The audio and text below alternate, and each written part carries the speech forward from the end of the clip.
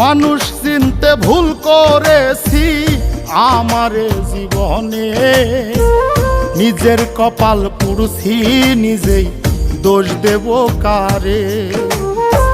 তাই তো নিজেই জ্বলছি হাইরে কাউরে বলি না, স্বার্থ ছাড়া একটা মানুষ খুঁজা পাইলাম না।